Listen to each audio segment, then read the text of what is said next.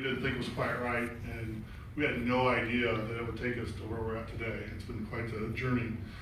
But one of the things through finding our local issue, we discovered there's a lot of state issues, and a lot of people encouraged us to look into that. And we have been over the last year and been kind of amazed at what's been going on. I won't get into how we got there, because many of you may know that, but it seems like for myself and Jennifer, I think would agree, we've been kind of asleep at the wheel with what's all been going on in the state of Indiana. So with that, we've been going around trying to meet people and learn about this whole thing about public education. And that led me to the idea to try and meet and try and recruit Dr. McCormick here to Fort Wayne. So that's what brought us here today. So we're all very excited to hear Dr. McCormick.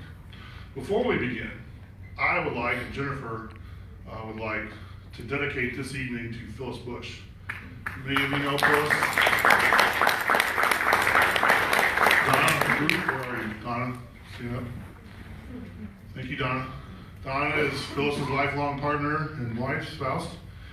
And Phyllis was an old, my memory was like, oh yeah, I remember Mrs. Bush, that was David's mom. And when we began our journey a year ago, she reached out to Jennifer and I and was really encouraging and pushed us and always was there for us to listen and give us great counsel. And she passed away about a month ago. Her services are May 4th if you're interested. But she was a wonderful person, first and foremost, an amazing education advocate, and just a great all-around person, and she'll be missed. So we greatly appreciate Phyllis, and it was her passion and encouragement that got Jennifer and I to here today. We'd like to thank NIFB. NIFB is the Northeast Indiana Friends of Public Education. They're co-sponsoring this event with us. Stu and Meg Bloom, if you don't mind, waving your hands. They're a great also organization and advocacy group that Phyllis, I believe, is actually a part of starting or even started. There's some great literature materials out on the tables if you are interested in learning more about NIFP. You can grab those on your way out. I'd like to take a moment to thank Chancellor Jerry Lee Mosier and Ivy Tech. If you don't mind waving your hand, Dr. Mosier. Thank you very much for this wonderful facility. They've been very kind and generous to work with and been spot on for anything we needed, and have really done a great job, and appreciate Ivy Tech. With that, I know there's a vast group here from a lot of different walks of life. There's Fort Wayne parents, there's Garrett, I heard, Leo, Bluffton, Norwell, DeKalb. So we greatly appreciate everybody from the area, because we see this as an area issue and an area opportunity. And I'm sure Dr. McCormick will tell you it's a state issue, which is obviously we're all part of the state of Indiana. So Dr. McCormick and her hashtag #BeInformed, which I've been trying to become informed, has been a lifelong educator. She's taught, she's been an administrator, and now she's our, lastly, unfortunately, but I think going out with a bang, elected state school superintendent. I got to hear her speak about a month ago and just found her to be amazing, energetic, and I think you'll really like her. She's married to her husband Trent, who also is a public science teacher, and I hear a great wrestling coach, and is the mother of Kale, who is a kick-ass wrestler at the United States Military Academy. So I presume his mother. Huh? Thanks to his Thanks mother. to his mother. All her wrestling skills and abilities, so you don't want to mess with her. So with that, I think you'll enjoy the next hour, however long. What we're going to do is Dr. McCormick's going to go through your presentation. We have mics and stuff. She's great with questions and we'll love some. If you don't mind holding those off till her presentation, we'll go from there. With that, Dr. McCormick.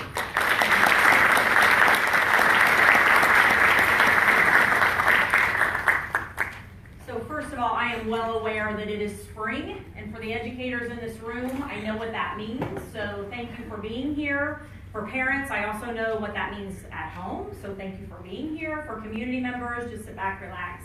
For retirees, just enjoy the moment. But I am super happy to be here. I will tell you, we've come a long way. I know when I was running for a campaign, there were many of you in here that were trying to figure out if I was crazy, how this was going to play out, and we really encourage people to watch the actions of the department, that my whole background has been public education, my child, my husband, my family, and so there was a little bit of passion for public education in me, and so being here today and helping keep all of you informed is extremely important. I cannot emphasize enough to all of you how we are taken advantage of simply because we are misinformed or uninformed. And it's going to take all of us to help spread correct information and just make sure we're getting that communication out. So I commend all of you for taking the time to come out and to educate yourselves. Noah, thank you for the invite. Anytime we can get into communities, we're like, yes, it's great to get into schools. It's great to get into communities as well, just to make sure, again, that we are informed. So I'm going to go through a lot of information. Those facts are pretty stubborn, but this is the information you need to know, and I am happy to take questions at the conclusion. I will say there are a lot of people in here, superintendents, administrators, teachers, board members, CFOs, that have a great deal of information. We are blessed in this area with some really strong administrators, some really strong teacher leaders, which is not always the case. So do not take that for granted. Make sure you are utilizing them to say, what do we do? Take advantage of that. Because again, that's not everywhere in the state. We have a lot of great people, but you are really fortunate in this area to have very active, very informed members. So with that, I'm going to get started. We share this everywhere we go. And I know the administrators in here are like, really? Steve Baker's going, I've seen this 100 times. So this is us. We share it because not every community has seen this. Not every person who is across Indiana has seen these numbers. And so we want to make sure we tell the story of who we are. Why is this important? We talk about if we lose sight of this, we are in trouble with our resources, with our capacity, and the list goes on. I know when I talk to communities, the number that always gets the attention, and especially of late, is the free and reduced number. We're at 48%, and I know the superintendents in here know this, but it's continuing to climb. That is not going the other way for most of our districts because of a lot of reasons. We also get the question, I meet with economists in the state, I meet with our workforce, the governor's workforce cabinet. They're like, tell me about that number. I'm like, go ask your schools. They will tell you about those folks that are making $10 an hour, working multiple jobs, trying to make ends meet. They will also tell you about the growing number of students. We're about 66,000 who are being raised by grandparents, which adds a whole new dynamic. Our homeless numbers are the highest they've been in some time for students. We also have just numbers that are exploding as far as those who are being serviced by probation. So there are a lot of things that go into that free and reduced number that we need to continue to keep our eye on. Also, the number that gets a lot of attention, and we have updated this, so it has continued to go up, is the languages that are spoken. The number is 291.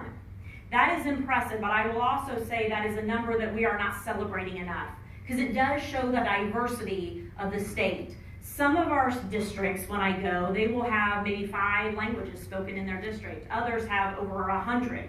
And so it's very diverse across the state, but it's also good as community members, just for all of you to know statewide how diverse we are. Also, interestingly about Indiana, we're not large as far as landmass, but we are the 16th highest as far as the amount of students we serve across our state.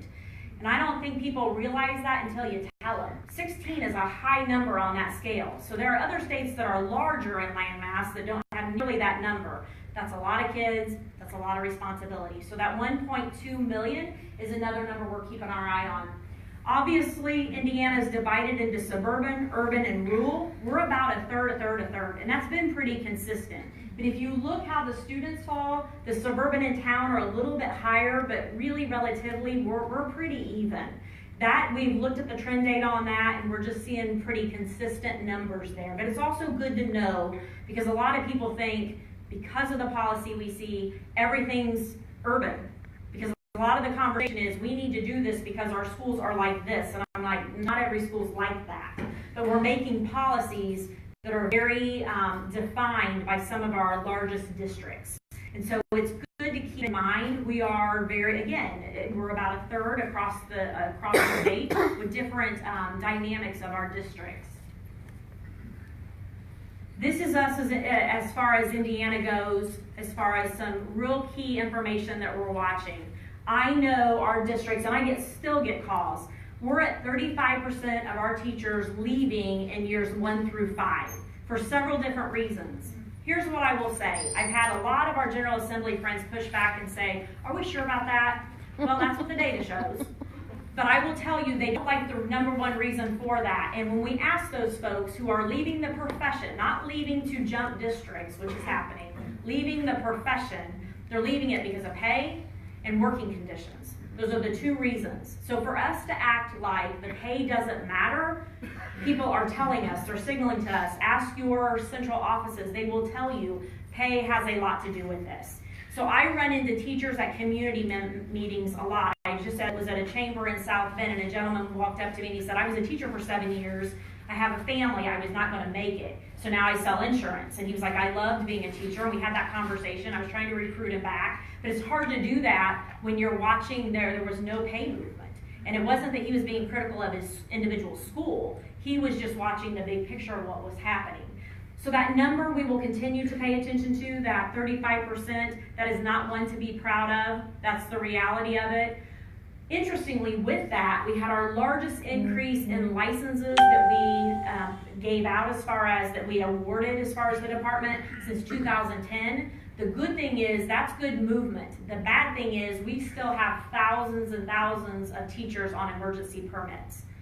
Now, if you know what that means that a teacher could be licensed in math. Well, we won't use math because they're probably in a math classroom, but they could be licensed in elementary and get a middle school science teaching position on an emergency permit.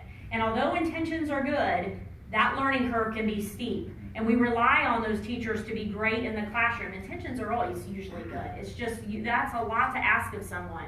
That is happening more than you think, especially in the areas of science, technology, engineering, and math. Usually at that middle high school level, it's a real struggle. And then you throw in special education, that's a whole other good luck finding good folks in special education, good luck finding people. So as a local superintendent for 7.5 years, I was fortunate to be right in the middle of Anderson University and Ball State University. And during that time, early on as a principal, I had stacks of applicants. I mean, it was cream of the crop. It was a field day. It was awesome. We loved the committee we go through. It took us forever to get through applications. By the end of the time when I left, at about 10 years later, as in central office, we were struggling. And we were right between two universities to get even a few. Because for one, they could drive down the road and start out about $10,000 more, or there just weren't people coming out of the traditional programs. So a lot of dynamics playing into that, but although we are seeing better numbers, we are still what I would say in an urgency crisis mode because something's got to give.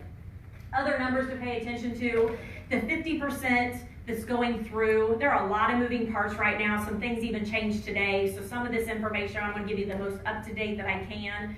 But on evaluations, this is getting a little weedy. Some of it's changing as far as how much percentage you can give credit to for years of experience and some degrees, and all that's a moving target, but some of that is changing. Interestingly to note, they started to have that conversation and it was kind of horse trading, and then all of a sudden some checks for retirees were starting to be put at risk, and that wasn't real popular. And so just a lot of moving parts right now with the budget and what's happening at the state level that's not just impacting potential teachers or practicing teachers. Now we're into the retiree world.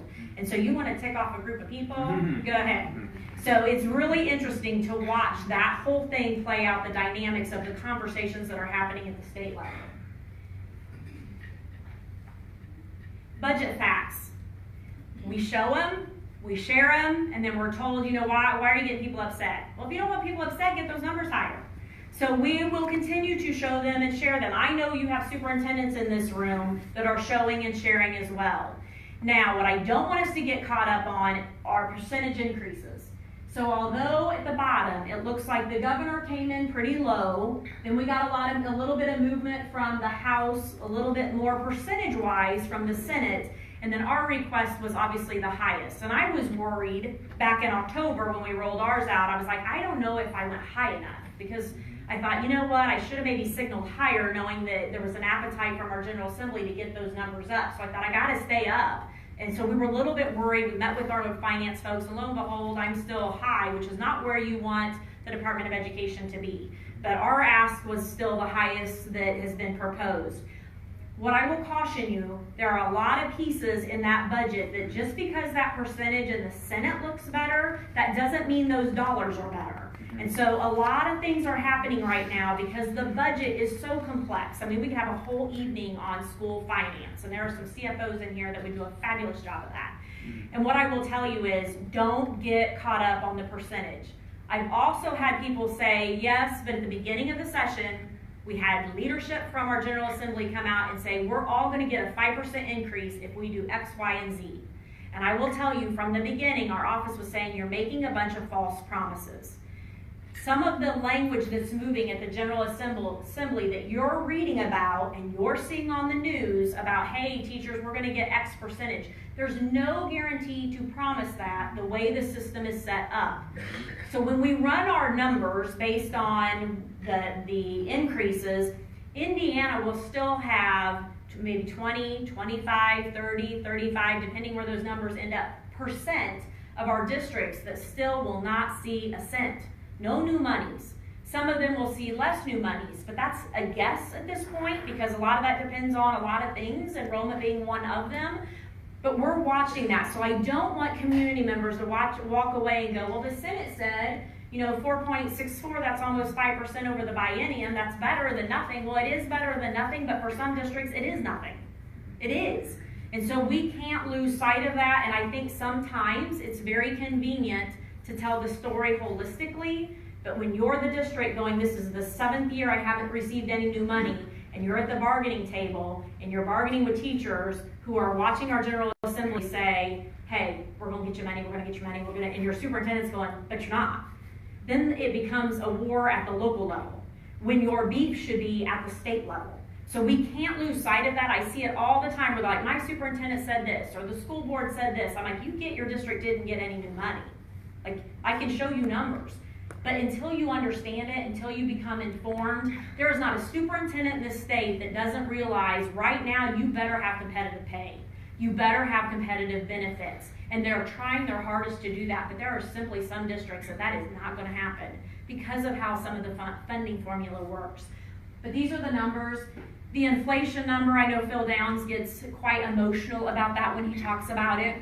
But the inflation number is one that people will say, oh yeah, they're all wanting to see it. Phil, raise your hand. Everybody's looking for you.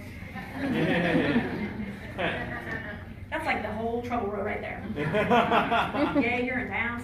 So we have the inflation number that we are not keeping up with. That is not a secret, but nobody wants to tell that story. Nobody wants to have that conversation. So I appreciate some of our press, some of our community people who have gotten out and said, and pumped the brakes on that. Last week there was a rally at the State House, and part of it revolved around Indiana being number 50 out of 50 on teacher salary raises. Now, when you're dead last on teacher salary raises since 2002, there should be a rally like no other. I'm not a huge person that says, let's go rally for the sake of rallying, but when you're 50 out of 50, something's got to give. And so I know people are watching and people are paying attention, but we're at a time now that we've not been to the level we are now, and I don't foresee that really getting better unless something changes. I always tell people, we are who we vote for, and that's the reality of it. You're getting what you vote for. I always say, you elect people, including myself, you hold me accountable. You brought me into office, hold me accountable. If I'm not getting it done, you get me out of there. But as Indiana, we were like dead last in voter turnout, which is a whole other conversation. But we are getting what we are voting for, and that's the simple fact of it. This is us with Indiana schools. Not a surprise to many of you. Some of you are like, wait, what? So that number of students is pretty much like this. I mean, we're at 1.1, 1.2 million. It's not going crazy. That number of students isn't going crazy. What is happening is the number of schools that we're trying to serve having that same amount of students. When you do that, we are way past the time to talk about capacity. So when people say, well, if you have students that are being lost here, go ahead and cut that staff will just move over here. That is not the way it works. If I have 35 kids in chemistry in high school A, and I lose 5, I don't get rid of the teacher. I run it with less kids. But now I got a school over here that is a new school that I'm trying to support that needs a chemistry teacher, and there's simply not enough capacity. So we're having that concern about we're trying to serve more kids with less dollars. And that's the reality. We're trying to heat more buildings with less dollars. I will say, regardless of how you feel about a voucher program, that's a whole other discussion, Phil Downs, but regardless of how you feel about the voucher program, if you look at the accredited non-pubs, those are rising, but it's interesting. From my lens, I watch them pop up and shut down, pop up and shut down. There are some that are consistent, have been open for a long time, and some of you would say do a really good job. But I will tell you, when our team goes out and they're at the back of a taco stand, and I'm like, you're getting vouchers? Okay. And you know, like, it stresses our team out because of the quality. If we're going to be a state that says we're about choice, then our team says if that's where we're going to go, and those people and folks are going to still get voted in, it's got to be quality choice. That conversation has got to happen. Transparent, accountable for money and results, but quality choice. We're not having that conversation. The other number is the charter school number at 52% increase. That number is more fluid than the non-pubs. It's open, they're coming and going. And so it's something that we're paying attention to, but that 52%, again, whether you like charter schools or you don't, the numbers are the numbers. That number is exploding, but don't think for a second those are consistent, because we may have 7 open up one year, 6 shut down, 11 open up, and those kids are just bouncing. And so I know at the state board, Dr. Yeager's on the board with me, we watch it. We watch people coming and going, and where are we going to put the kids? Where are we going to put the kids? Because you're trying to be fair to the families, because we're worried about the kids. But this number, as far as this slide tells a whole story that we need all of you to help tell in your communities. This too is an area that we are paying attention to. Interestingly, we have 2 accountability systems in Indiana, which is a whole other conversation. We tried to get to one, not gonna happen while I'm in office. But we have one that's for the federal program, and we have one that is for the state. We tried to get to one because it is really confusing and just a muddy mess for schools. We tried to get to one. So for the federal program, you have to have subgroups that you watch. It's the law. And people have said, you know what, just don't do that. Don't take the federal money. Well, so we have a $9 billion budget at the Department of Education. We are over half of the state budget. We're super expensive, and we know that, and we own it. If we take away $1 billion, we're down to $8 billion, but that $1 billion is federal money. So if I say, you know what, we're not going to run the federal law, we're not going to serve special ed kids, we're not going to do free and reduced lunch, we're not going to do multi-tiered systems of support, we're just not going to do ESSA, we're not going to do any of it.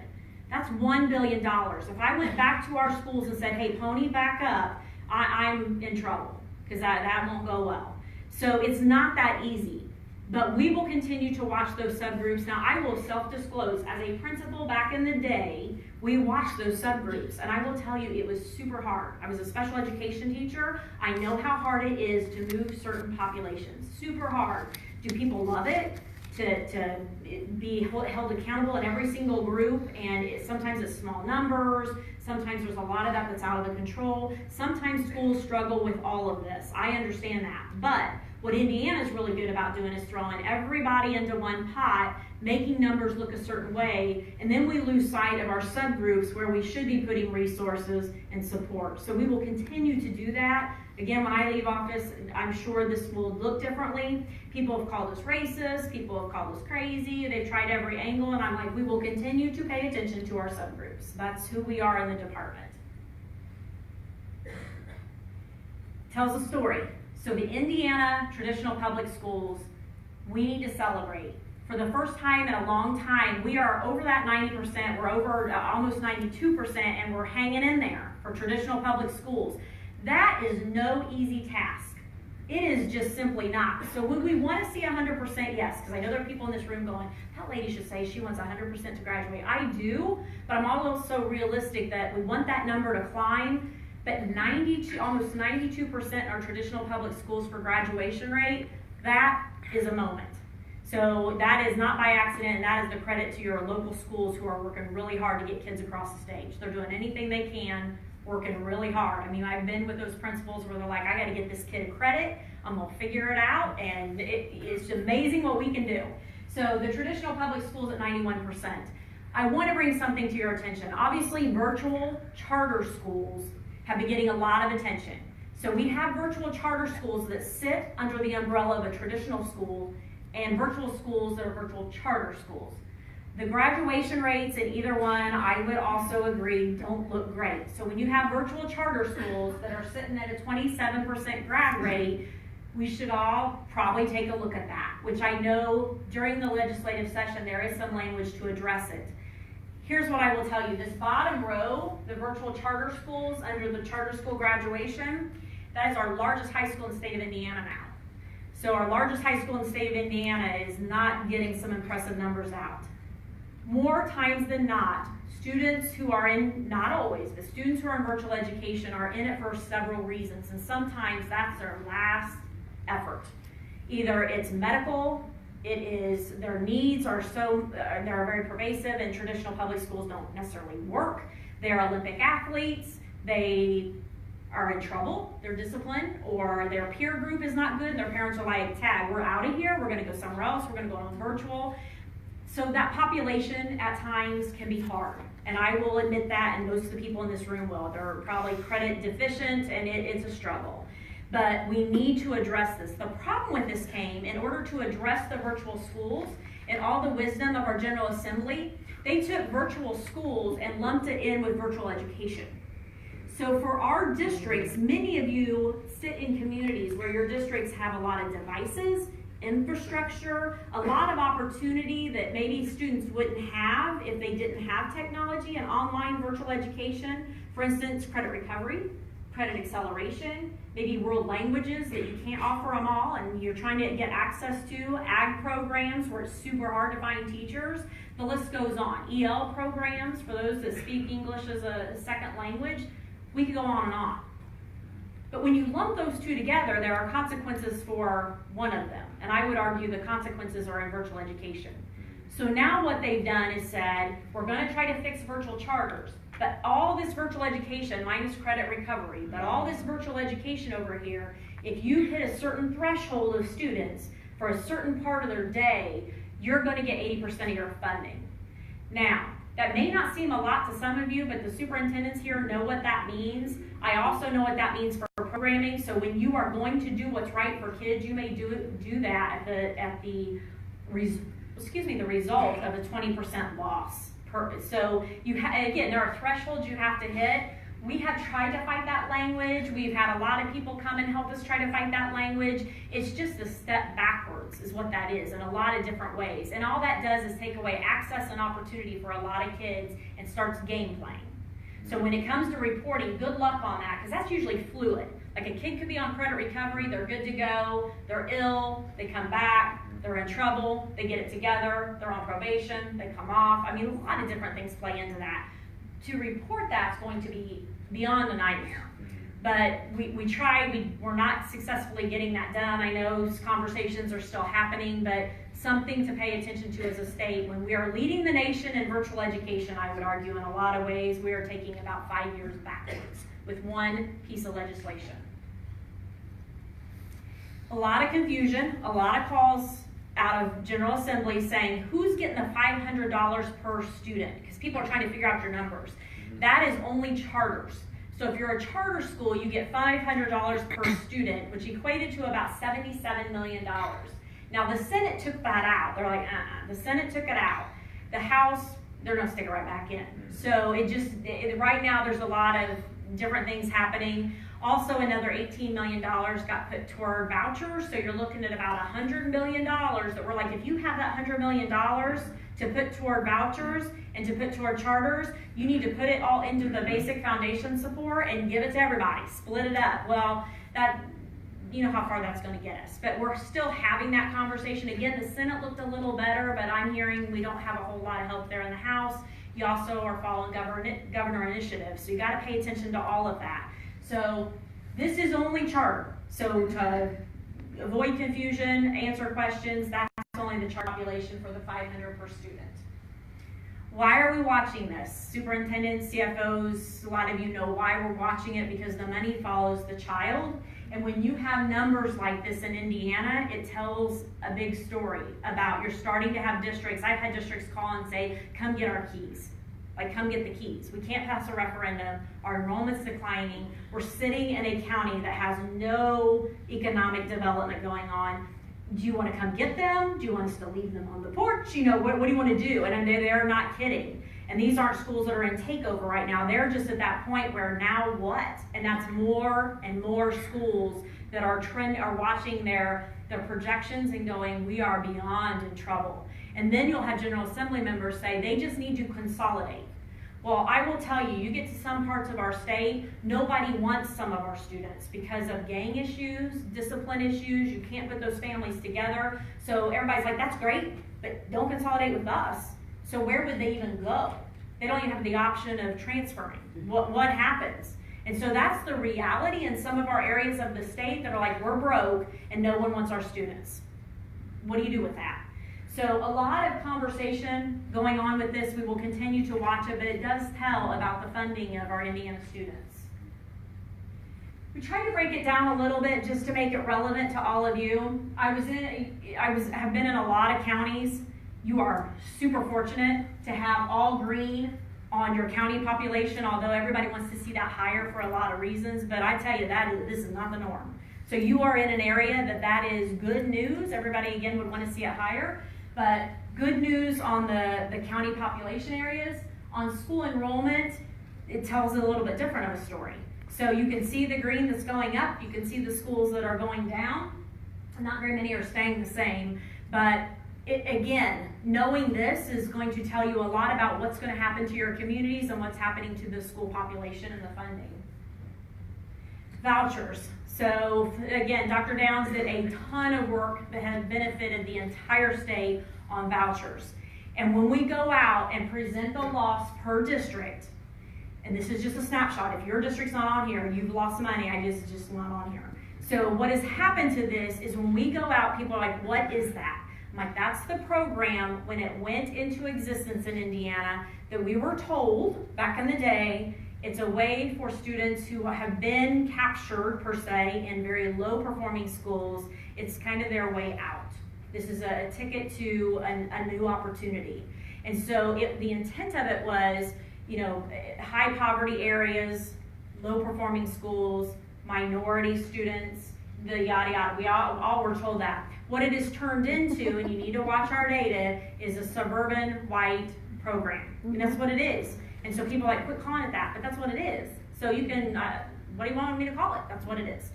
So when you look at it, 58% of the students who take advantage of it are white, followed by our Hispanic population. 58% of the students who are within the program have never been to a public school. So the thought of you're getting them out of low performing, they've never been in a public school. So that argument's gone. Also, when you talk about poor, and there were new thresholds that are going through this time that will have a huge impact fiscally to public schools going through right now. But right now we're at 49% have an income of $50,000 or more. So we're not targeting real poor families. I don't know what you define as poor in your communities, but when you're looking at those kind of monies of $50,000 or more, that's not what you typically have in mind for a voucher program. Again, we're looking at an increase. This increase is going to get interesting because it's line items per se, but also there's a lot more conversation about different thresholds which will play into this. So I would argue, I think our vouchers are going to be big winners this session, and I think our charters are going to be decent winners this session. Our public schools, I'm still very, very concerned about, and that's the reality of what we're seeing in the conversations that we're having. Referendum. So when we go now, and I've seen it happen, and I hear it every time I'm upstairs having a conversation, I'm like, look, our schools are in dire need of money. And I know it's not all about the money, but it is hard to operate a school system without adequate and equitable resources. It is really hard. And so when we are looking at, this has been told, if they don't have the money, go run a referendum. You know what happens? Community members get upset sometimes with their central office going, you are raising my taxes again. They are told from your state house, you don't have money, go run a referendum. That's your option. You don't have a lot of other options. You don't. And so the referendum process is quite interesting. You can do it in 2 areas right now. If the law goes through, there'll be a 3rd area. So we have general, construction, and then safety is going to be added on. that you can run, that through this whole process, at a time where we're like, we're gonna get teachers more money, this process is extremely important for some of our schools. Some of our schools will never be able to pass it, but for some of our schools to get money for our teachers. However, language is going through right now that has made this process much more difficult. So it's impacting some of your schools. We also had a bill that was literally allowing a district to go out and start carving away townships from another district without much recourse. We got that killed. It came back. It came back specific. It was killed. I'm hearing, don't get too excited, because it will probably come back. So there are certain things happening right now with all of this that we need to pay attention to. Something about the general referendum, we are really paying attention to declining school enrollments to say, what does that look like in the referendum arena? Out of those districts with declining enrollment, oddly enough, for the general referendum, only 26 of them attempted it. So only 26 of our most at risk, most at need, even attempted it. 19 of those 26 passed it. And when you talk to those folks, they're like, look, I got a ton of retirees, I've got a ton of farmland, our economics are not good. I mean, they know it would be a real hard stretch to even run the referendum. Some have tried, but there is a lot of work that goes into that. People know their communities really well. But that's what's concerning, and I know, especially with the school safety referendum, people are like, yes, we love that we have that mechanism, but are we going to have the haves and the have-nots in school safety, and the have and the have-nots with construction? I'm like, you already do. You already do. I mean, it will add to it, probably, but it's already there. I mean, the have and the have-nots, that's Indiana. It's already there. This is our current governance structure. So a bill went through that my position would now become an appointed position by whomever that next governor would be in 2020. So that went through with really no problems, honestly. So this is our current governance structure, and I think it's important you see this because I'm going to show you what it's going to become. What it's going to become is not the norm. It's not the norm. There are only a few states that are going to mirror what we're getting ready to become. So right now you have the governor who has the State Board of Education, and it's really, don't kid yourself, it's the governor's board. I mean, it is the governor's board. He has the majority of members. It's the governor's board. If you're watching those meetings, I apologize, but it's the governor's board. So State Board of Education, governor's board. Then you have the governor who is obviously in charge of DWD, CHE, the Commission of Higher Ed, Department of Workforce Development, and then my little standalone office up here. So this is kind of the quadrant of what really hits pre-K-12 hard. This is what it's going to become. And so the odd thing about this is, in most states, somewhere in here, beyond the governor's office, is your voice. So in most states, it's either through the state board is elected, or the state superintendent goes through confirmation by those who are elected, usually in a Senate. There's different ways that people are doing it. Indiana will be very, very, very, very, very top-heavy in one office with a lot of control. And you may say, that's awesome, that's good. Others in Indiana have a little bit of concern with that, or like, hit the pause button. So your interest in your area look very different than Randolph County. They'll look different than in Lake County, Delaware County. Everybody's different. But the individual regional voice is really void in the what's to come model, except for that governor's race. I mean, we got one voice that has a ton of power. I mean, there have been states, honestly, it's a little embarrassing, they'll stop me and go, what are you guys thinking? I mean, just because of the nature of, you give a lot of power to one person in your state, and I'm like, you know what, tag not me, that's not my structure. But it's very interesting the responses we're getting. Here's what I will tell you. So that 2020 race, I'm not going to get into your political affiliation. I do not care, because we are Ellis Island at the State House. I don't care if you're Republican, Democrat, Independent, Libertarian. Don't care. If you have a good idea and you like kids, let's go. So, but for 2020, if we don't push on our state folks who are running for office and say, what is your philosophy on public education? Show me your plan about education. Who are you running as your state superintendent? If we don't push and we're quiet, shame on us. We should ask questions. On the campaign trail, you had Superintendent Ritz and myself, and we took all the hits for the education questions, which we should have. I mean, it made sense. Rarely did I see someone else get a question about education. Rarely. And when it did, it was one of those, the question came in and it was like the kind of look at us. So I know how that's gonna play out. If we don't ask, they're not going to say, and I don't think they're going to show. So shame on us, we have to push. Oh, we're not asking for something crazy. We're trying to get a gauge on where they land. Like, what is their philosophy? What is that plan? I mean, we should at least be privy to that. So that 2020 race, again, I'm not worried about your political affiliation. We should be asking some questions. And if we don't, no one else is.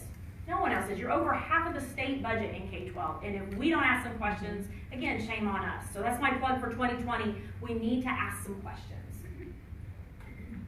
Our strategic plan of the department, interestingly, this has gotten a little bit wonky here of late. So we have the STEM, which is no big surprise, science, technology, engineering, and math. The state has a big STEM initiative. Many of your districts have great work going on in STEM. No surprises here. We're being told STEM is extremely important across our nation. It's going to keep our state alive, yada, yada.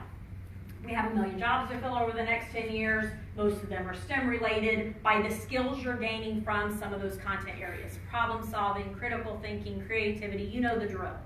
So when we went to ask for STEM money, silly me, I'm like, we got a STEM plan.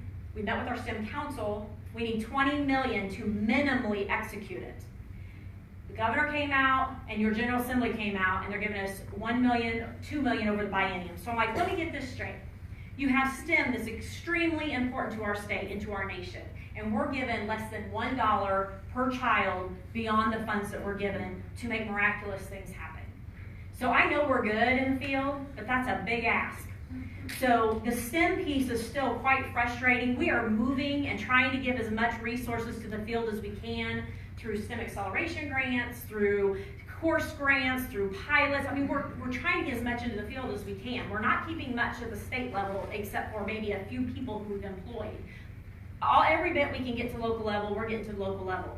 But when that's the philosophy and that's the priority and we're hearing from our workforce and we're getting beat up daily, and that's the funding we're getting for that, as citizens, you should be asking some questions.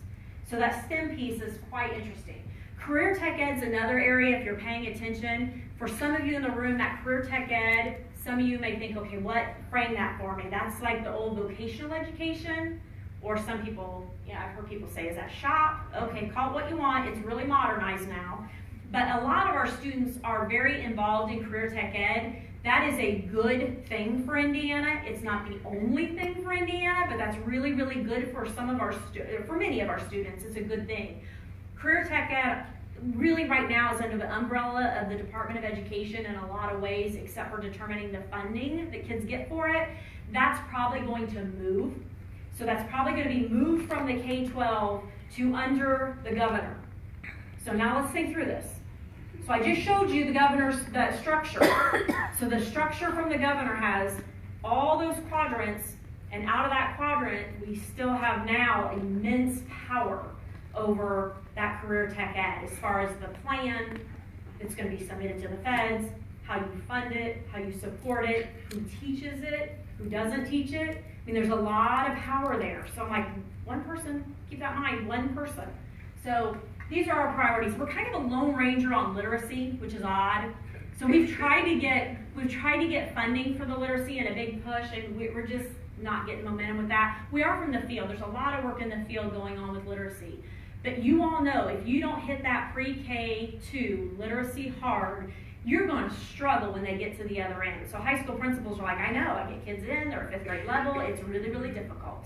So a lot of pieces of that, we can't take our foot off the gas on literacy or we're all in big trouble. So we're still doing that, trying to provide support, guidance, but as a state, have you ever once heard anyone outside of our arena say literacy is important? So it's something just to consider as we're going through strategies and our strategic plan goals. Here's just a snapshot of resources we provide the districts. We have moved away from a control and command Department of Education, that is not who we are, to more of a support, guide, provide resources. We are not getting it all perfect, I'll be the first one to admit it, but what I will say is we learn quickly, and I lived it as an administrator in the field. You can't lead anything unless you have followers, and I would argue we have really great followers right now who are really great leaders, and that's extremely important in Indiana. I give tons of credit to our local school folks. I mean, that's where the job's getting done. But we are there to support them. Interestingly, on the SEL is that whole social emotional learning piece. Our state is making it crystal clear.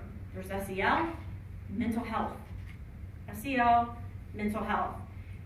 How we differentiate that to keep it clean so that our friends upstairs can keep it clean.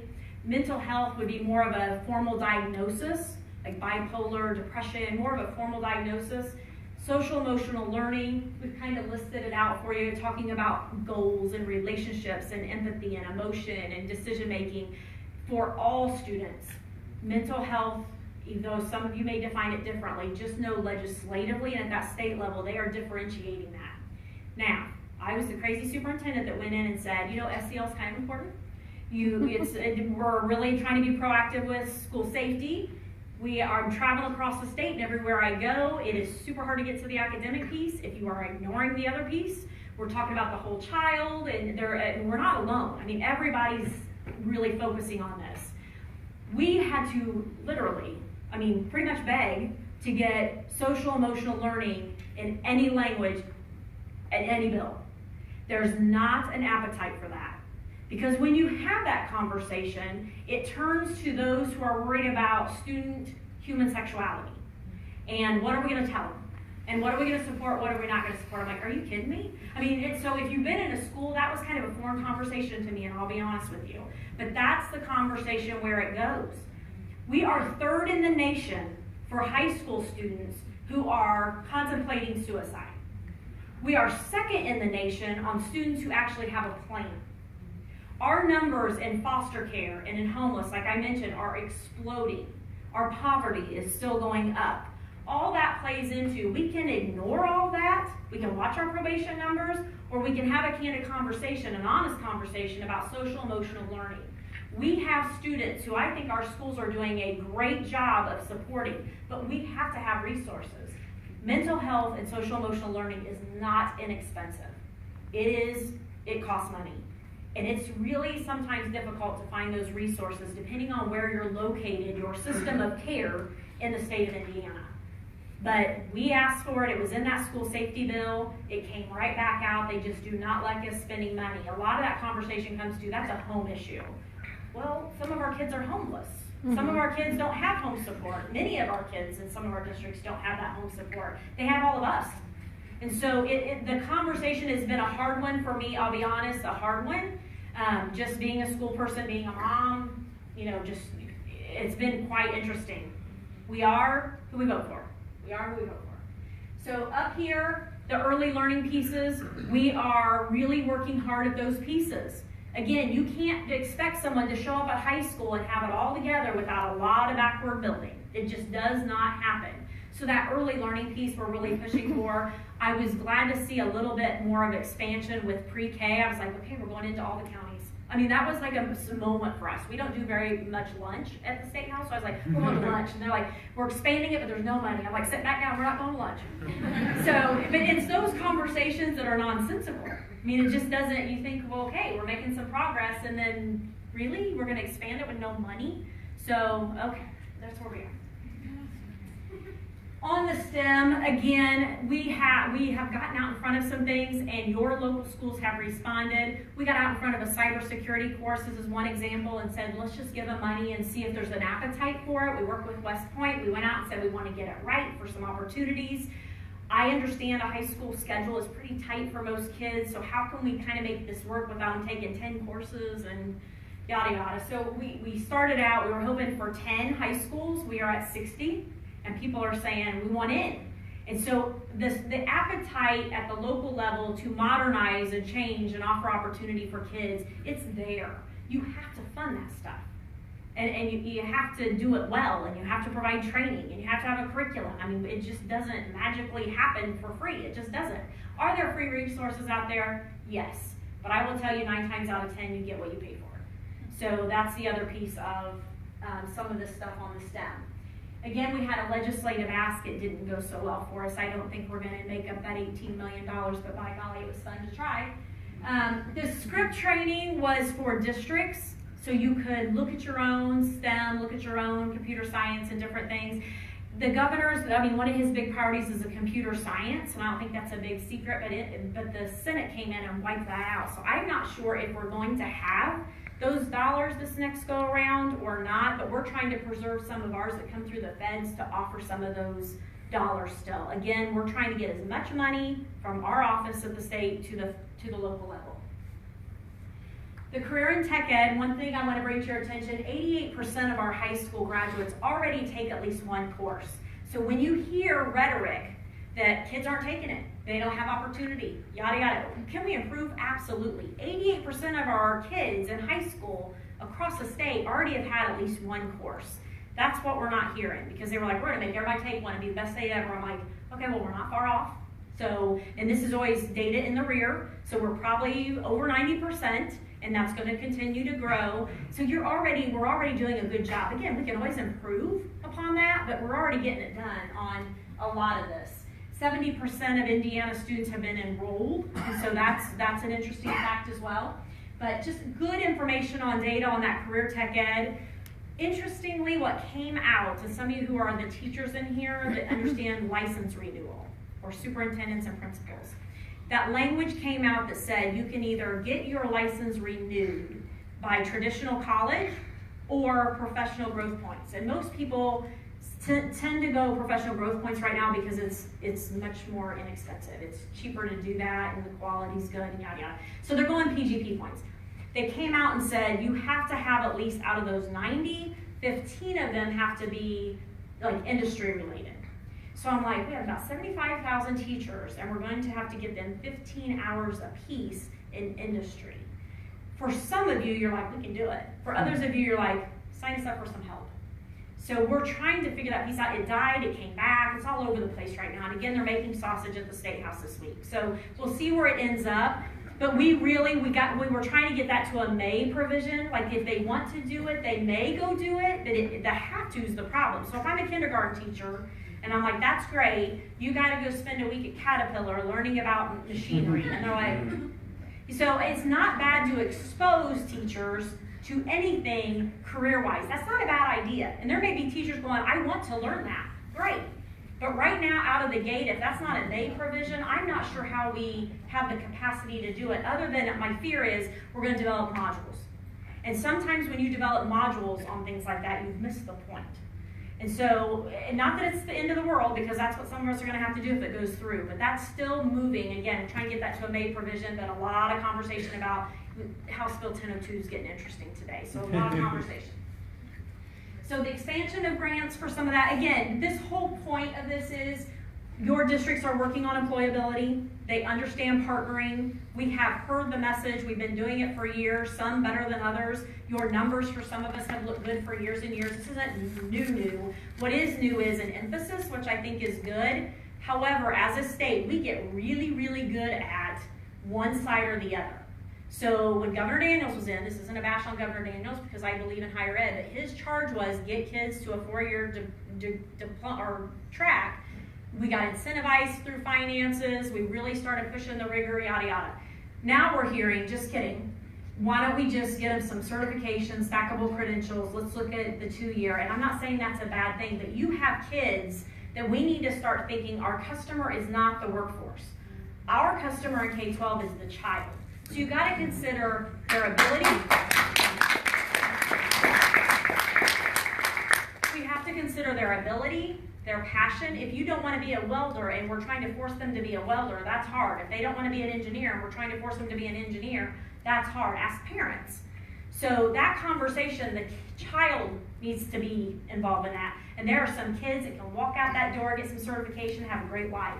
There are other kids that are going to go on to a 4-year plus traditional institution, and it'll be good for them. We can't do this one or the other thing. We got to keep a balance and keep our eye on the prize of our customer is that kid, so we can't lose sight of it. Legislation, we've talked about most of this. The deregulation bill, which got out of the gate, and I'll be honest with you, when I first saw it, I was kind of excited. I was like, okay, we're going to deregulate, which meant we're going to clear off some of our administrators, some of our central office people, some of our teachers. We're going to clean those plates a little bit. I'm like, it's about time, let's do it. Well, when we started to dig into the dereg bill, and there were some, I felt a little bit bad because there were people that came and testified for it, and the superintendents were like, woo, and I get it, because they're busy and they were asked to come, and they did. But when we started to dig, in that deregulation bill, it took away a K-12 constitutional right for a child to get an education. Now, why are we studying that? Why would we study an Indiana constitutional right to a K-12 education? So that was our red flag of, ooh, can't get behind that anymore. Then as we were digging a little deeper, it was to go away from making sure we are following the federal law of special education. That is $270 million, and it's services to our students who require and deserve the most sophisticated services and support. So $270 million. So I'm like, what's going on? Why would we study whether we're going to follow the federal special ed law? Why are we studying if the kids have a right to a K-12 constitutional, K-12 education? Why are we studying that? Those are the things that should make us pause and pay attention. And you're all busy, and that dereg bill was loaded. So there was a lot in there that, I'll be honest, I mean, people were like, yes, and then, but as you look through it, I'm like, why are we doing this? They broke it down into sections to study, but I would encourage you to ask questions from your legislators. I would encourage you to pay attention. So it'll go to study committee, but why are we studying some of those things? Some of it, yes. Some of those ticky-tacky things, yes. Let's study and get it off our plate. But why? Some of those big items, I think it causes pause. Any questions? Oh my God. I have such good news. We have microphones, and we appreciate you waiting for the mic to come. So we'll get people on the sides and then the aisles. Bless you. Sure, Kathy.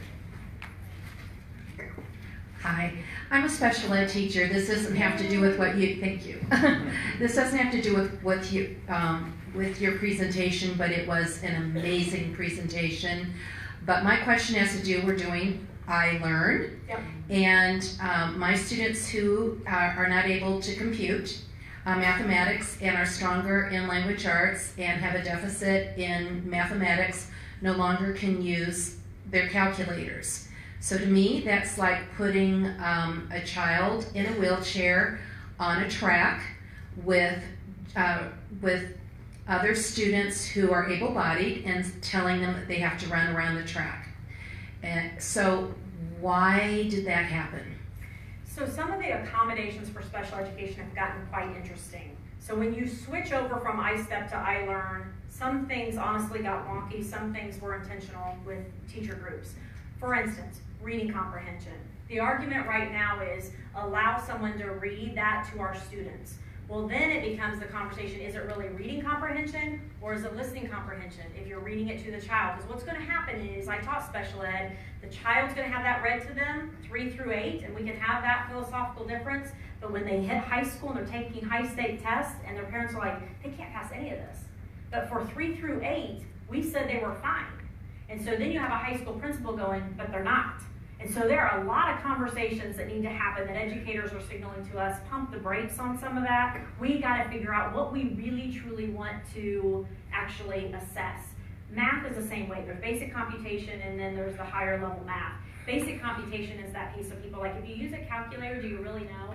Now, obviously we can, again, it's philosophical. Like if they can plug in 3 times 3 and get the answer, do they really know it without the tool?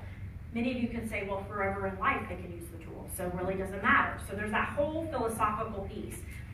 Some guidance came out late, not with the reading comprehension, directions, that was all crazy, but I think we got that figured out. But the reading part is exactly like it's been for years and years. Except now it's text to talk on the directions instead of a teacher doing it. The math part was the part with the calculator and then the multiplication fact sheet that came out late. So depending on what grade level you're in, you still can use some of those 1 through 9 math fact sheets, and the calculator piece is still under discussion. And I know you're like, but lady, it starts Monday. Right. So I get it. I mean, it's been a very interesting conversation, but we're also trying to align the IIEP, which honestly some of our districts didn't hit the finalize to signal what accommodations the kid actually could have. So we're muddling through that. So some of it's on us 100%. Some of it, we need to do a better job of making sure the districts are where they need to be with it too. But the concern you're talking about is, I'm sure it's gonna go to the summer study committee and be studied again, and we'll try to muddle through it. So I hear you, I know it's frustrating. Okay, so I know it wasn't on the drop-down screen. However, when you can add additional accommodations, and I put down a handheld calculator, that is a legal document. Right. So how is it that we aren't allowing that to go through? That's what they're working on now. So the guidance that came out, and honestly, it was because the accommodations on the test, on the IIEP, I'm getting in the weeds here for a minute, didn't go over to the HIDE of the test.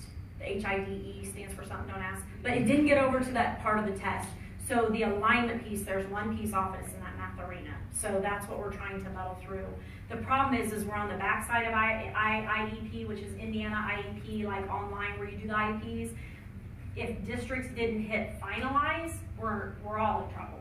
So there's a big picture of it trying to be addressed right now. When you're doing spring IEPs, though, it's not always going to be finalized. We're still in the middle of Right. IEP season. Right. So that's what the problem is? Yes. Okay, then also, Part of it. okay, Part of it. so those students, my kids are not really adept at using the calculator on screen. So I've been told, well, even though I put it in their IEP that they have a manual calculator, they're not going to be able to use that on the parts that allow a calculator. That's correct right now. Okay. That's all that needs to be reviewed. So I know it's frustrating. That's where it goes back to, and I've listened to people say it, and I don't disagree. It is hard for the states to be in the business of one size fits all assessment. It is not perfect. So I'm not going to sit and pretend like we got everything right. There's a lot that needs to be looked at. Thank you. You're welcome. Other questions for Dr. McCormick? Go ahead. Just a real quick question. Do the charter schools that get public money, do they have to follow these rules too? I have the feeling that, they just grab the money and if things go wrong, you change names and, start again or something. It's a great question. In some aspects, they do have to follow certain rules. In most, they do not. So a perfect example in school safety, we have $14 million that we're trying to hold on to dearly. We spend $60 million a year in assessment as a state. 60 million, 14 in safety, 60 in assessment. Let that set in. So but for now, before, we would have $14 million that this many schools were after that 14. And now you've got this, that goes back to capacity. You've got a lot more schools after the same amount of money. So on school safety, traditional schools, you have to prepare a plan. We have 100% participation in the School Safety Academy. There's audit oversight. If you're a charter or non-pub, that's not the same expectation, but you can get that money. So right now we're sitting at, honestly, 100% of our traditional schools attend School Safety Academy, which is to be celebrated. That's a good thing. I worry about, you still have non-pubs about 40%, the charters are about 25% participation. But you can get to that money. So that's the piece that is hard to even rationalize. The fiscal transparency really worries me, Some of the accountability is different. So you're not apples to apples. And I know people will argue it is, it's not. It's just not. Something that breaks my heart to hear you say, One thing? well, I'm like, wow, come on the road with us. yeah, I'm Tyler. I teach school. I have kids in public school. I'm grandson of public school teachers. My dad served for 21 years in the school board in my hometown. They still teaching? I am still teaching. No, are they? No, my mom's retired. They Come on live back. in Fort Myers. Come on back. So, I'm really thankful for leaders like you and Dr. Downs and the murderer's row there, like you said. Look, Hager didn't like that. Okay, so pardon me. But to hear you say that, it's the haves and the have-nots, that's Indiana. Yeah. Yeah. I grew up in the haves, right? And all of my teaching experiences have been in schools with lots of have-nots. And being a lifelong learner, being willing to be taught by your students, I'm talking, and my question is I appreciate the leadership that you guys all are doing right now, but I'm that guy that tweets back at everything that you say, be informed about she should run. You're that guy. That's me. And I want to say that to the rest of the leaders in this room too. It's not just her, but if we are who we vote for, right? We're also who we put forward for those offices. And like she said, it's Republicans, it's Libertarians, it's Democrats. All y'all need to get in and stop.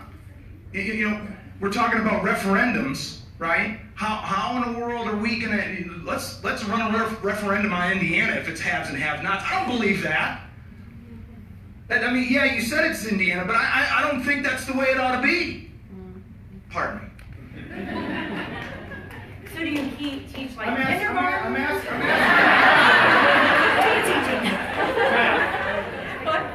I teach math. Okay, go ahead. I think part of his question is how do you think Dr. McCormick can help change that? Yeah, and it really does come down to being a voice, making sure that you are expressing your concerns. It's one thing for me to say it, I promise you. When you reach out to your legislators, don't underestimate the impact that has, because they know you're connected. They know you know a lot of families. They know you have a voice. They know you will use it. So don't write dissertations and don't get crazy. Like 3 bulleted items, get it to them and say, we don't like this, this, and this, or we like this, this, and this, or thank them for this, this, and this. We don't appreciate this, this, and this. I mean, you gotta be to the point. Do not underestimate that. But do not over-assume that someone's doing that for you. So I will say, I see superintendents up in the State House. I see board members trying to work it. I mean, Yeager's on our state board that tries to do a lot for you, Dr. Yeager, from the lens of his experience. You have some champions that are good champions. But don't assume that they've got all the time to solve the world's problems with this and to address everything. You have got to be a voice. And I know you're busy. I know you are, but we're like at the last election, we were like at the very dead last in voter turnout. In our youth, we've already looked at that. From 18 to 26, they only picked 34 states to study, and we were 29. People are not going out. It's just, and there are several reasons for that. Again, I'm not telling you who to vote for. I'm just telling you, if people aren't using their voice, if you're not at least getting collective and expressing yourself, that's a problem. So you gotta let them know. That's number one. 2, let me tell you, I know it is hard and it is not fun to run for office. I was not good at it. I didn't know what I was doing, but here I am. That can be you. So we need good people who don't know anything about running elections, who may not think this is where you intended to go. We need good people in office who represent voices. I mean, I go into communities, I'm like, how can that be? Because those policies are not meshing with what everybody in Indiana is telling me, regardless of their political affiliation. You've got this little tiny pocket that believes that, and the whole policies revolve around that in education. Now, the rest of it, I'm not commenting on that. But in education, it's so interesting. But be a voice. We need good people to run. We need good people to run who believe in public education. That's still where most of our students are at. They are still reliant upon all of you. Someone did it for us. If you went through public education, someone did it for you. They are relying on us to do it as well. So, I mean, it's just, there's a lot of work to be done, but sitting back and thinking someone's going to do it for you is not working. I want to make a quick statement. We will have some more questions, but since I help organize this whole thing, I get on my soapbox. How many of you that are here are just parents? If you raise your hand. Okay. How many of, thank you for coming. How many of you that are here are from outside Allen County? If you raise your hand. Okay. Thank you also. Again, I've only been at this for a year. But what I feel like I've determined is the legislators do not listen to teachers. They do that very clearly. They go shoot each other now, by law, apparently, in training. And I see the administrators group and their spokesperson blasting out disagreements with legislation, and they don't seem to be listening to them either. So I've concluded, it seems to me, and I'm open to suggestions, it's going to need to be parents step up and hold those legislators accountable. They represent you, not special interests. You can go on the IDOE website. There's other things like, what's the thing where you can see who supported you and that kind of stuff. There's different websites. If you ever wonder about your legislator, go see who pays, contributed to their contributions. There's a gentleman named Fred Klipsch who has an amazing product. He was a big supporter of Dr. McCormick, but he's, I believe, a charter individual. And there's a lot of people out there that push their agenda, and a lot of it's about the money, follow the money, as we've heard from a lot of administrators. The other group I think is hugely important is rural people. I lived in a rural community for 10 years. These schools and school districts are the heart and center of these communities. And as Dr. McCormick said, and we're seeing more and more, there's one up northwest I heard or read where they're going to have to shut down 2 elementary schools. That's only going to continue to get worse. And don't be afraid to speak out to your legislators. They are supposed to represent you. You know what I love? Many of you who are in this room, and I know your style, you don't just go and say, we don't like X, Y, Z. You always say, we like this, and here are some suggestions or some solutions. That's a big part of it. If we just say, we don't like this, we don't like this, we don't like this, and we don't offer some things that you didn't get that piece right. There are some policies, like you got that right. And here are some other things that we could tweak and make better, or here are some other ways to do it. If you don't come with solutions, they're not going to come up with them or come up on their own with those. But I love how many of you in this room do that. And I know I've seen it firsthand where you do tell them when they get it right. You also say, if you just tweak it here, just listen to us here. That's that practitioner voice. I mean, implementation is very different than policy making. But if you have them this far apart, you get what you get. So that's the piece of go with solutions, at least pat them on the back when you do agree with them. Some of you are like, okay, I get behind that. You have to do that. It's not all 100% bad, but the stuff they're getting right, let them know. The stuff you can fix, tweak, tell them how, and stuff that's just really bad, what else would you do? So you gotta have some solutions at the table, and many of you know that and are really good at it. I just want to follow that up by contacting the legislature. I am your average, everyday parent. I grew up in the Portland community school systems. I have my parents, or my father-in-law, they were all educators. His siblings were educators. I support public schools. My kids are in public schools. My kids could go anywhere. I'm fortunate, I am a have. But I'm here for the have-nots because it angers me. So to follow up with you, I have contacted my legislators. One in particular, I have his cell number, which is great because we were parents on another board at one time.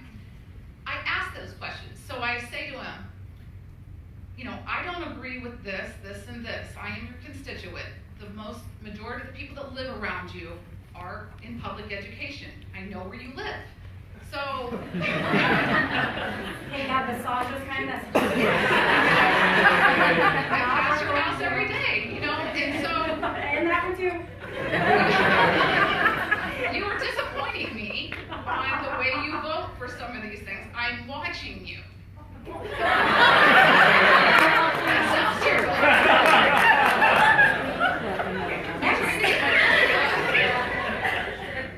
Anyhow, I denoted about, how I am for the children. You need to be for the children. Just because your children go to a parochial school doesn't mean your neighbor's children go there. We need you. And listed several different things. And I got this, it's almost instantly I got back a reply that said, I'm so happy for you that you're so into being there for the children. You were such a great supporter on what you did before, for swim team. But, I'm doing everything I can. I'm trying to make the right decision. And then I watched his vote. And there it is. And then the next vote, and there it is. And none of them are the way that I would vote. So what do I do, in your opinion, to follow up with that in my next It's disappointing to hear and you get a response. I mean, and it's a text response from that person. It's not their, I keep telling my friends, write the legislature, do this, and then you get that canned response of things, and you wonder, do they ever really see it? Well, so I'm in the nature of searching out that person and talking to that person personally. But then you get those nice responses, and then I watch, and then I think, why did we vote for you? And then I ask them, I'm like, how do you expect to get elected again? You're not voting for your constituents. So I guess I just wonder, in your opinion, what we should say when it comes back the wrong way. So still stay after it. Like I said, those first 3 items, watch that a little bit. But stay after it, but I will tell you, quantity matters. So if you say it and you get, I'm not talking, you don't need 100 people. But if you say it and you have 5 friends and you're like, do you realize this? Can you send an email? Anything, I'm like, they'll come down and they'll say, hey, we're getting a bunch of emails. I'm like, what's a bunch? And usually it's like 5. I'm like, because they don't get a lot of communication usually.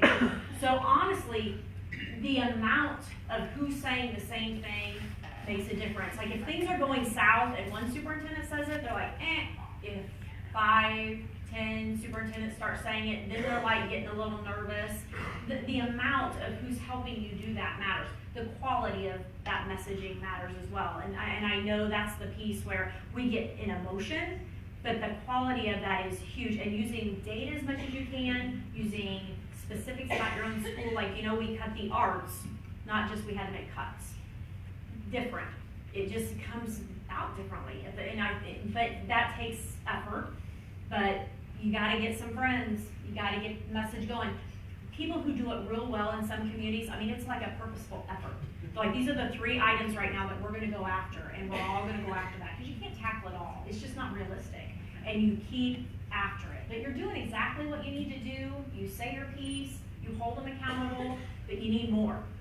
You need numbers, and you need that message to be pretty tight and consistent. So even if it's a bill, like 421, when it came out, people were asking me, like, what's the thing giving you fits? It's always gonna be the budget, because we're in biennium. But I was like, 421 to me is crazy. And so I said, I need help with 421. Well, when those emails started flooding them on 421, here they come down my office, what'd you do? So it's the quantity. Me just saying it alone, I knew I was not gonna get anywhere. But when more people helped out, it helped. Now, whether it'll get back in at the end of the day, but that's what it's going to take. I guess I have more of a couple of comments for everybody in the room. I'm a retired Fort Wayne Community Schools career teacher. I taught at Southside and Snyder. The rest of some of our other NIP group members are sitting here. You want to raise your hand or stand? We are all retired teachers. We still have one who is still teaching here in Fort Wayne Community Schools. We are a small but mighty group. Trust me, the legislators know who we are. We brand ourselves with bright green t-shirts whenever we go down to testify at the State House. Perhaps Phyllis was the most outspoken. Okay, but anyway, everybody knew who she was. And she would always end a meeting with calls to action, because as you listen to all of this information, you say, well, what do I do from here? How do I get involved? We need the numbers, the follow-up. Our group, there are probably, don't tell the legislators, but there are only about 15 of us. But we're powerful, okay? I think we're like that cat, that arches its back to appear bigger than it really is. That's who we are. But what can you do? Well, you can follow KISS, you can follow the NIP page, you can follow the Network for Public Education. That's headed by Diane Ravitch, who's our hero for educators. We can change the narrative. We have to take it back of this myth that public schools are failing. You can do your homework on the candidates. Very important. Attend town hall meetings. Support your candidates financially, and if they're not able to do that, then energetically go out and campaign for them. Write letters to the editor. Attend your school board meetings. Contact your legislators. And sometimes in the subject line, if you put desire a meeting with you, sometimes they may respond back to you quicker than otherwise. You have to support your public schools.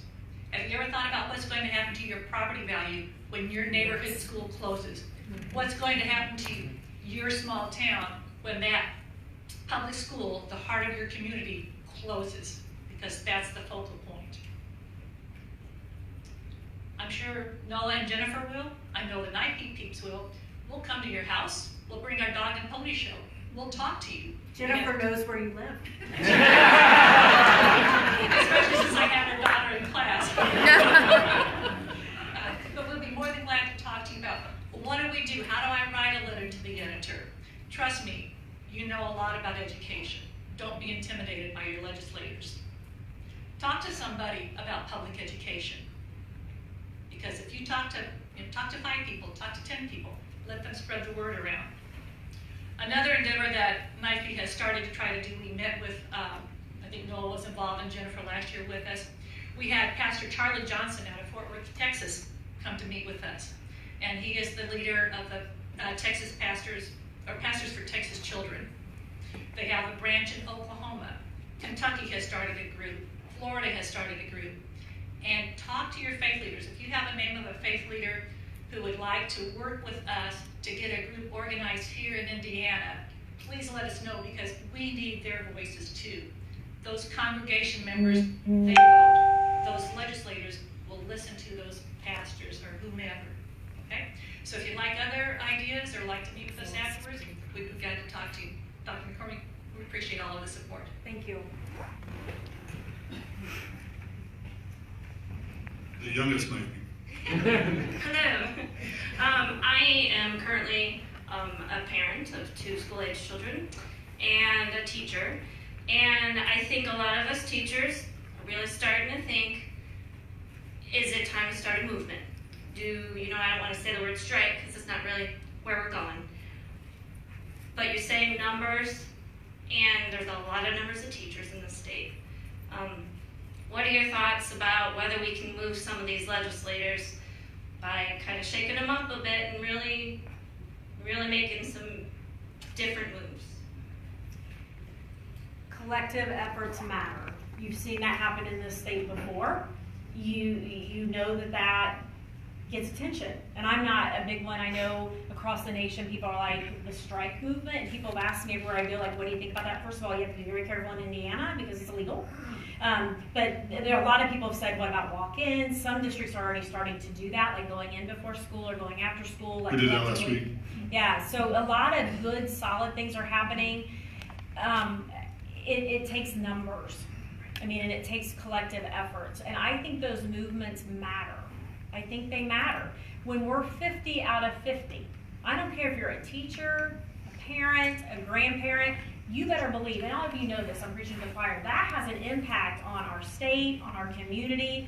If you don't have quality educators in the classroom, we're in trouble for a long time. It's not just the here and now. That's going to have a lasting impact. Those type of movements, they do matter. They do. I'm convinced that does make a difference. So I'm thinking we would need to get our superintendents to support that and kind of allow teachers to make that movement.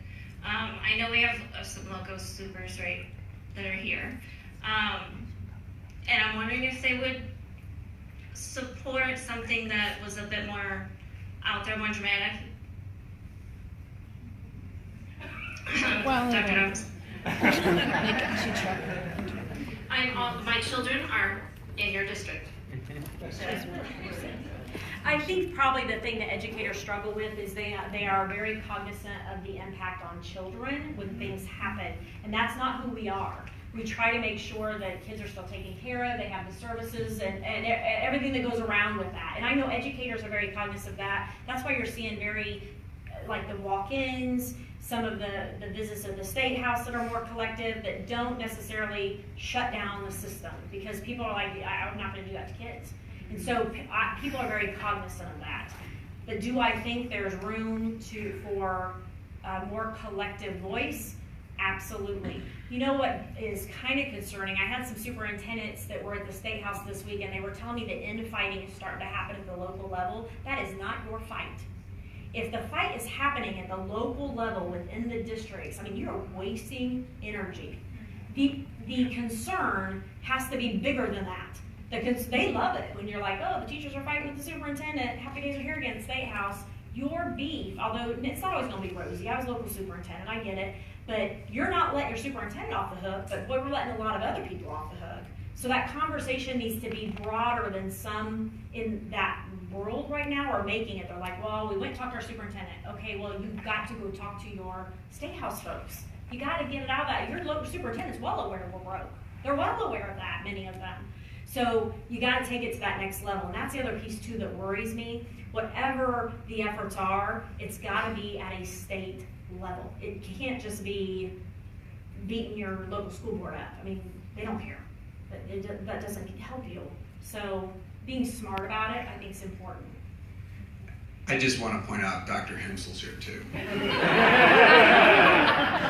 What a friend. I have a shirt on. Very red. Hey, not helpful. Here's I think something that's important. You know, they'll look for anything to pick at and just say unprofessional. So it's very important that we don't put kids in the middle, even though kids are being put in the middle, but not by us. We shouldn't be doing that. The second thing I would say is outside of the school day, there's a lot of things you can do to organize and educate. The reality is this session is almost over. There's another election, then there's another election, there's another election. And democracy goes to the patient, the hardworking, patient people who continue to work. So it's great to have these events.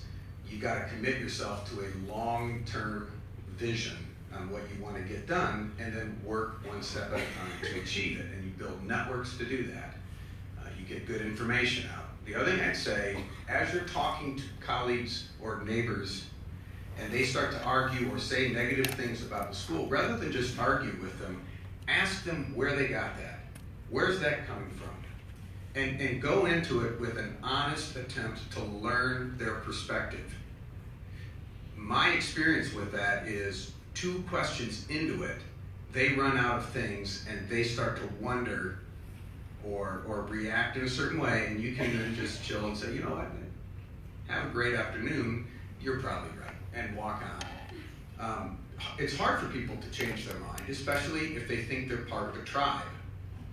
And we need to keep in mind that we have a supermajority down there. We've had a supermajority for most of the period of time that I've been studying this.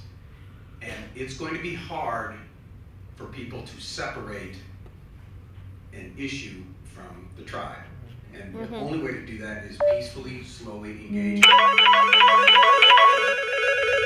So that's what I would say about it. But hey, wear red. Wear red. You know, as much as you can. Keep the kids out of it. When you see a parent outside, talk to the parents about it. Share your story and build a network. That's what I'd say.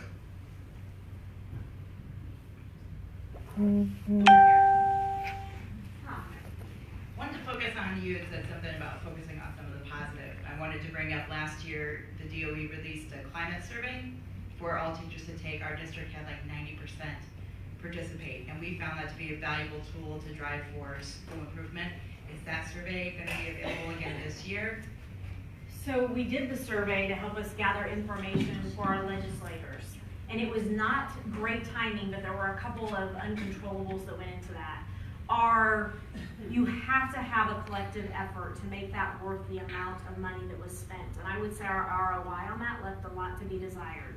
So there were some districts that did an awesome job and have utilized that. There were others that didn't touch it. And it's hard to justify that money that we're all pulling for. We're looking at it to see if there's more of an appetite, and a lot of it, I am convinced timing was a big, big part of that. But I've also had people who aren't going to touch it because they're worried what it's going to be used for. We really, honestly, were looking for high-level data, so we could take it back up and say, of the teachers we've surveyed, we got this, this, this, and this, because I kept saying it, and they were like, where are you getting that information? Well, I'm out talking to communities, I'm out talking to schools. Well, I needed it straight from all of our educators, and that was the attempt of that, but I had some schools that were like, not sure we're gonna do that, for different reasons. And so, and I'm not upset about it, it's just when we spend that kind of money, I gotta look at that return on investment. So I appreciate you saying that that was positive, I will take that back to our team, but we're still kind of up in the air about that. One last thought, you said the $60 million spent on assessment, does that include teacher salaries for hours spent administering the test? No. Add that to it. Yeah, A we lot could more add than that to 60 it. million. Yeah, it's a good point, good point. Another question over here? We did, by the way, introduce a way to get that cost down by making I-read 3 go away, but you have to have an appetite. We have it all trained out, ready to go, but you gotta have an appetite for someone to get that going, save some money. Hi, Angela Miller, Indiana State Teachers Association, parent of children in the Bluffton-Harrison School District, still a certified teacher. When Donna brought up some different things of action, we also have a Take Actions link right on the ISDA website. We definitely study the bills about education. You can dissect them many ways.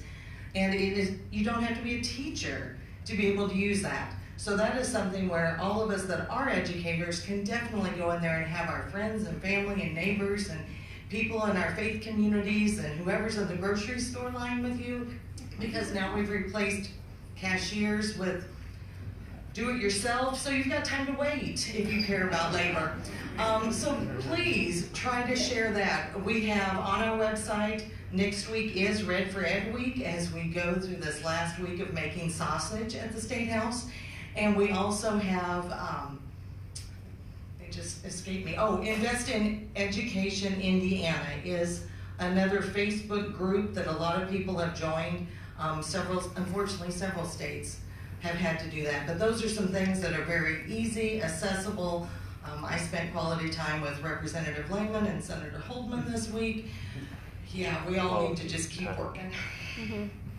You know, something that we haven't discussed, and I hate to bring it up, but I'm gonna bring it up, it's still live, is use of, nobody brought it up, but we were talking about the use of, for active shooter training, that it's still allowable to use the pellets to shoot teachers or educators during the training. And you know, we sit and we can laugh about it, where it's because it's almost like, I can't believe we're talking about this. That idea is still out there, that if folks want to do it, but if you think about it, we are having trouble getting people into the profession, keeping them in the profession. We're like, hey, by the way, we're going to shoot you during training. So it's all of those things that, like, that should have been a call to action from everybody in this room to say, that is ridiculous. I mean, and I said, we gotta do better than that. I mean, that was my big thing this week. I'm like, we have to do that. I mean, we have to. I mean, we just have to. And I think all of us are and know how crazy that sounds, but if we don't speak up, that conversation didn't die. I mean, that conversation is alive and well, which, I mean, really, that's where we are. So I'd like to things point like out, that, so you gotta talk. McCormick, if you follow Dr. McCormick on Twitter, which is a great follow, but Jason Seaman, if you don't know that name, he was the Noblesville Middle School teacher who was involved in their shooting, and he agreed with Dr. McCormick and said, this is not right.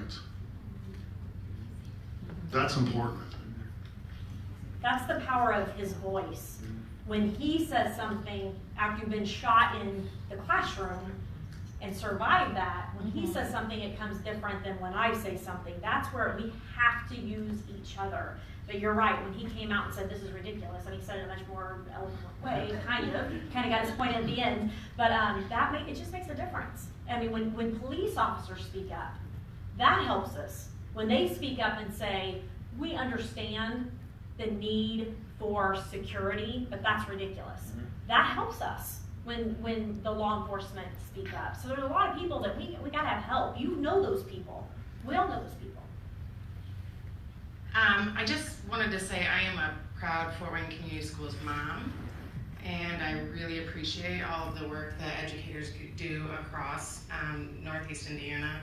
And I've worked with Department of Workforce Development and with Child Welfare Services, and I know what the outcomes are when children are not given the access they need to good education. And I really appreciate the wonderful education that my child gets at Irwin, which is a STEM school, which I do, I press for that quite a bit.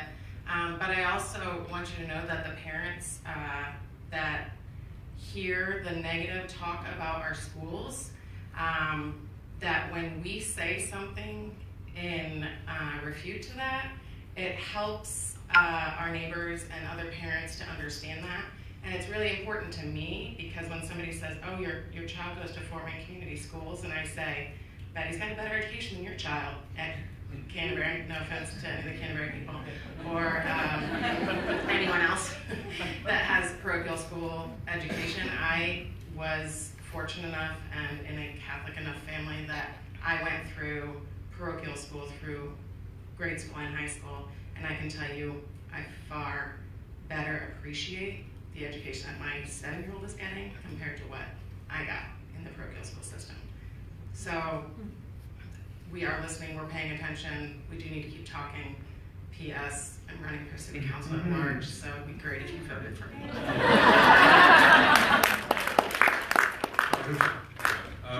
Chris Hensel, I'm superintendent for Northwest Allen County Schools, as Phil has already pointed out.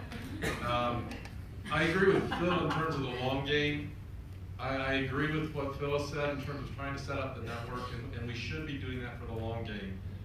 But there's also a call of action of what's now. Next week's the last week of the session. Next week they will decide the budget, they will decide the funding for every school in the state of Indiana. You have an opportunity, and it's a simple thing. It's a 30-second to 1-minute phone call to call down there and say simply, when it comes to the budget, I want to make sure that my public school child is funded. Please fund my public school child over expanding voucher requirements, expanding the number of kids that qualify for charter school. That's a simple thing that you can do.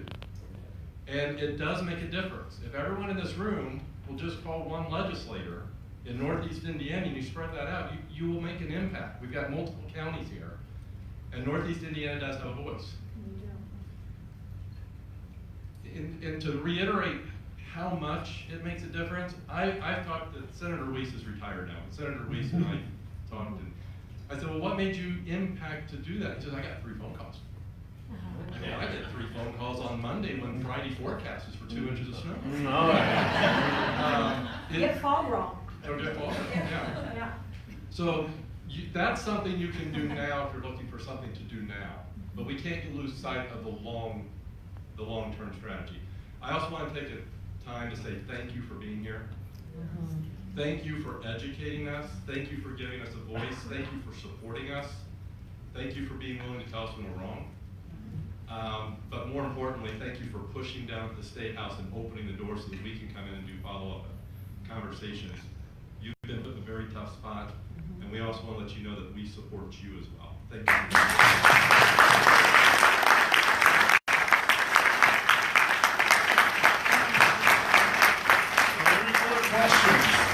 Any further questions? Okay.